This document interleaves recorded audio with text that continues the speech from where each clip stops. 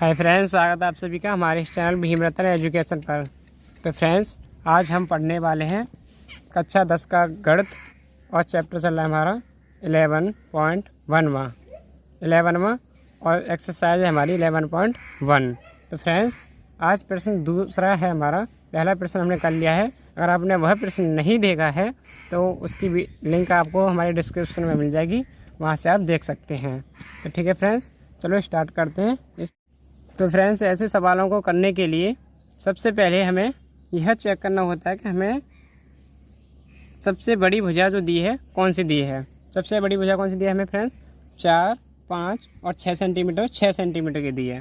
तो हमें करना क्या होता है सवाल फ्रेंड्स में कि एक त्रिभुज दिया होगा, एक त्रिभुज तो हम इन भुजाओं से बना लेंगे और एक त्रिभुज की हम और रचना करेंगे जो हमारे पास नया त्रिभुज बन के आएगा।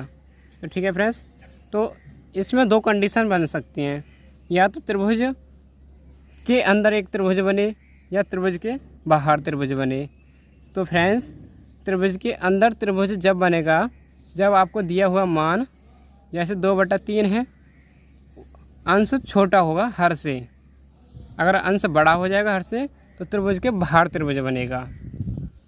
चलो तो फ्रेंड्स, इस सवाल को करते हैं। देखिए फ्रेंड्स, सबसे पहले हमें क्या करेंगे, जो हमें दी गई सबसे बड़ी भुजा उसकी एक रेखाखंड खींच लेंगे उस सेंटीमीटर का। तो हमें सबसे बड़ी भुजा कौन सी दी है? 6 सेंटीमीटर की। तो 6 सेंटीमीटर का एक रेखाखंड खींच लेंगे फ्रेंड्स। तो खींच लीजिए फ्रेंड्स 6 सेंटीमीटर का रेखाखंड। देखिए फ्रेंड्स, हमने यूँ खींच लेंगे।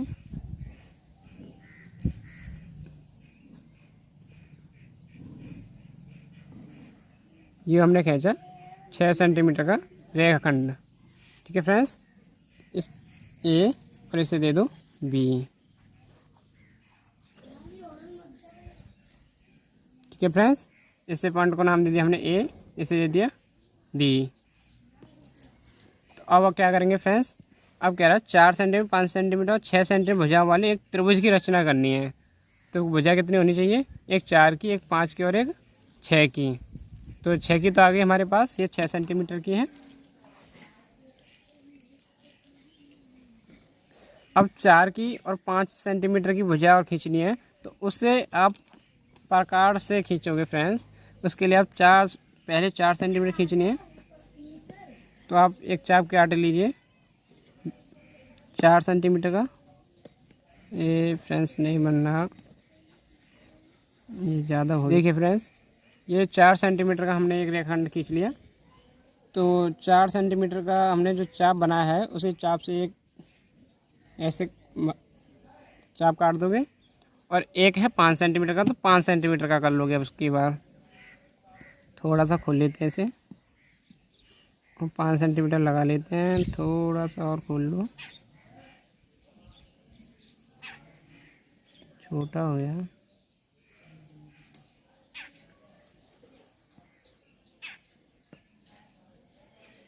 तो ये हो गया हमारा फ्रेंड्स 5 सेंटीमीटर का।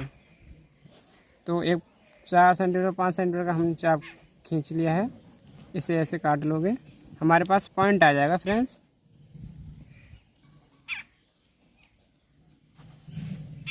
तो इस पॉइंट्स को आप नाम दे दोगे सी। ठीक है, इस पॉइंट्स को नाम दे दोगे सी।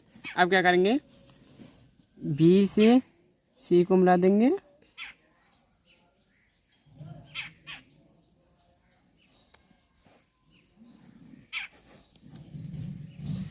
और ए से सी को मिला देंगे।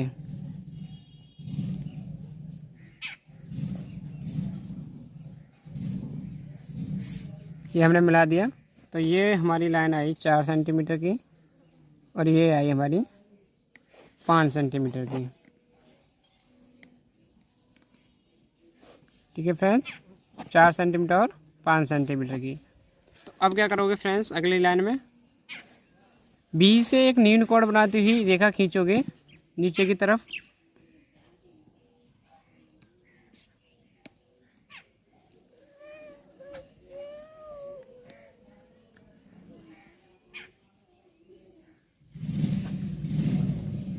इस तरह बी से एक न्यूनकोण बनाते हुए रेखा खींच लोगे तो इधर इतने खींच लेते हैं फ्रेंड्स, ऐसे खींच लो, कितनी भी बड़ी खींच सकते हो, उससे कोई दिक्कत नहीं है आपको। हम इतनी बड़ी खींच लेते हैं और इसे नाम देते हैं एक्स। ठीक है, हमने ये रेखा खींची और इसे नाम दे दिया एक्स। अब फ्रेंड्स क्या करोगे, हमें जिस अनुपात में विभाजित करना है, यानी हमें जिस अनुपात का त्रिभुज बनाना है, तो उस अनुपात को देखो क्या है, 2/3। इनमें बड़ा कौन है, 3। तो बी पर 3 बिंदु ले लोगे समान माप के, तो हम इनसे इस प्रकार से ले लेंगे फ्रेंड्स, कोई नाप चूज कर लेंगे और 3 बिंदु हम इस पर ले लेंगे। पहला, दूसरा और ये हो गया तीसरा।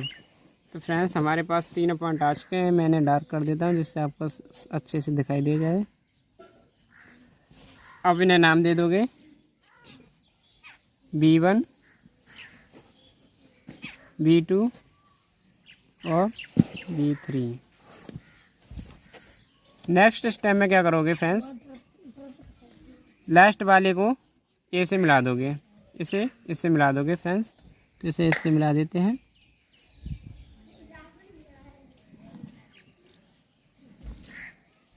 ये हमने इससे इसको मिला दिया।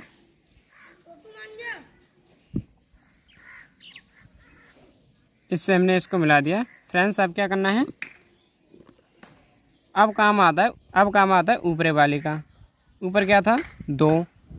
अब V2 के समांतर हम एक ऐसी रेखा खींचेंगे जो इस B3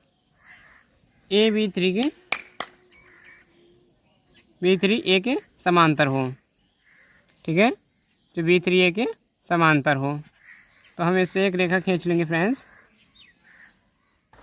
तो ठीक है फ्रेंड्स, इसके समांतर हम एक रेखा खींच लेते हैं। ठीक है, इसके समांतर हम एक रेखा खींच लेते हैं। तो ठीक है फ्रेंड्स, इसके लिए हमें रेखा खींचने के लिए प्रकार की सहायता पड़ेगी। इसके लिए हम इससे थोड़ी सी कम माप की एक चाप काटेंगे, थोड़ा कम ले लें। तो एक चाप काट लो। देखो फ्रेंड्स, मैंने ये आप यहाँ से चाप काट लिया और एक B2 से काट लोगे, क्योंकि हमें B2 से लेना है।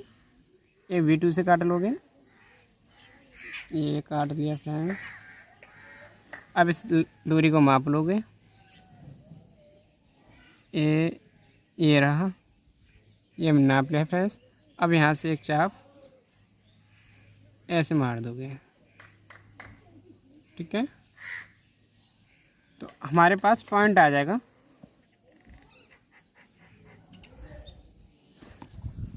इस पॉइंट्स को इस रेखा से मिला दोगे।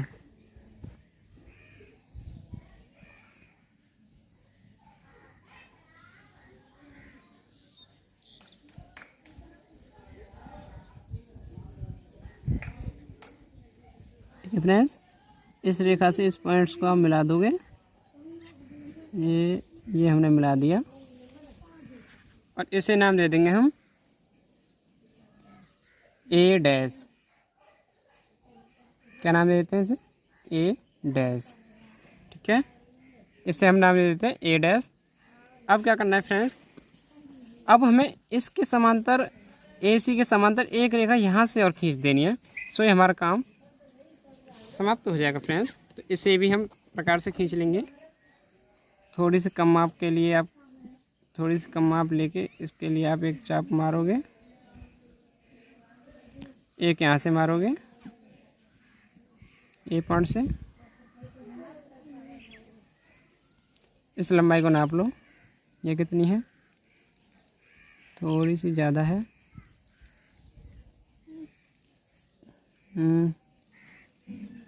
लगभग हाँ ये इतनी है।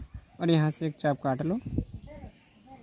सॉरी फ्रेंड्स, यहाँ से एक चाप काट लो। अब आपके पास पॉइंट आ जाएगा।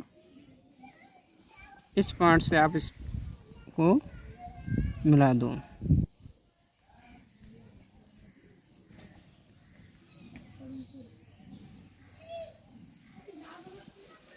इस पॉइंट से इसे मिला देंगे। इसे नाम दे देंगे हम B1। डैश। ठीक है फ्रेंड्स, तो अब हमारे पास नया त्रिभुज बन के तैयार हो चुका है बी ए डैश बी डैश, बी ए डैश बी डैश। ये हमारे पास नया त्रिभुज बन के तैयार हो चुका है। तो हमें फ्रेंड्स यही करना था इस प्रश्न में, और कुछ करना नहीं था। इस ए बी सी जो त्रिभुज है हमारे पास, इसके संगत हमें एक त्रिभुज एक और खींचना था, जो हमने ये खींच दिया बी ए डैश बी डैश। ठीक है फ्रेंड्स, तो इसके अब आपको रचना के चरण और लिखने होते हैं, उन रचना के चरण को भी हम लिखा देते हैं। तो ठीक है फ्रेंड्स, रचना के चरण देखिए। तो देखिए फ्रेंड्स, ये है इसकी रचना के चरण। रचना के चरण क्या क्या हैं?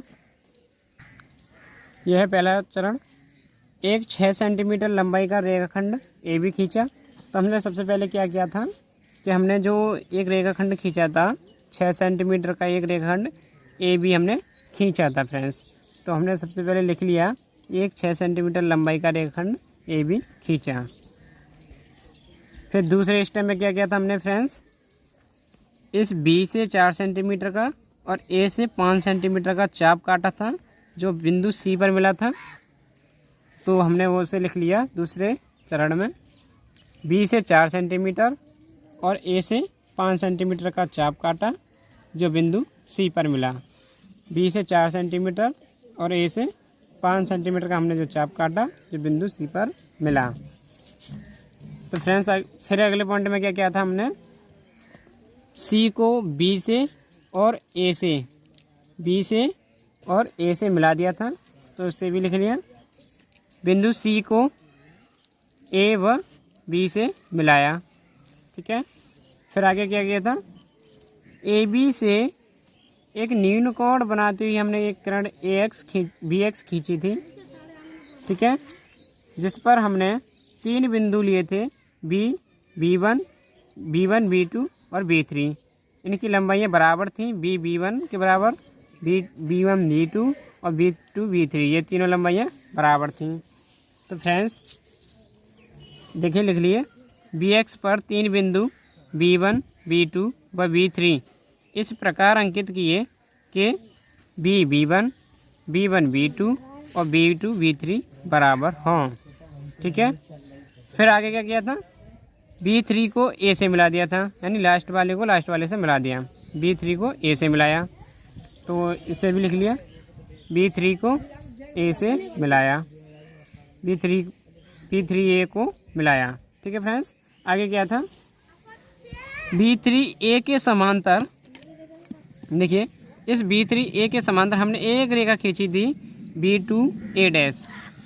ठीक है, तो इसे हमने लिखा, रेखा बी3 ए के समांतर बिंदु बी2 से होकर जाने वाली व ए बी को, बी2 से होकर जाने वाली व ए बी को ए डैश पर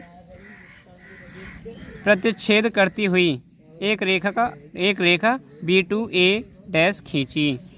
तो एक रेखा बी2 ए डैश खींची, ये रेखा हमने खींच ली थी बी2 ए डैश।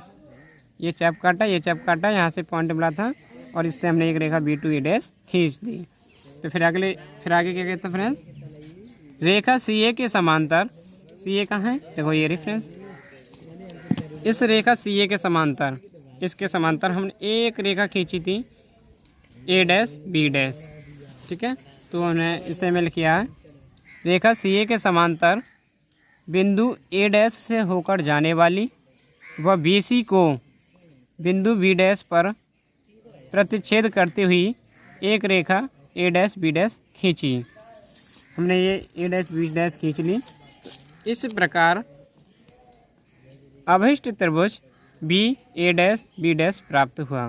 तो हमें इस प्रकार जो त्रिभुज नया प्राप्त हो गया था वह बी ए डैश और बी डैश, ये वाला जो त्रिभुज हमें प्राप्त हो गया था फ्रेंड्स। तो यही इस सवाल में करना था। ये इस रचना के चरण हैं, देख लीजिए फ्रेंड्स, ये इस रचना के चरण हैं। आप इसकी शॉर्ट लीजिए या आराम से बैठ के लिख लीजिए। तो मैं आशा करता हूँ फ्रेंड्स आपको यह सवाल समझ में आएगा। धन्यवाद फ्रेंड्स।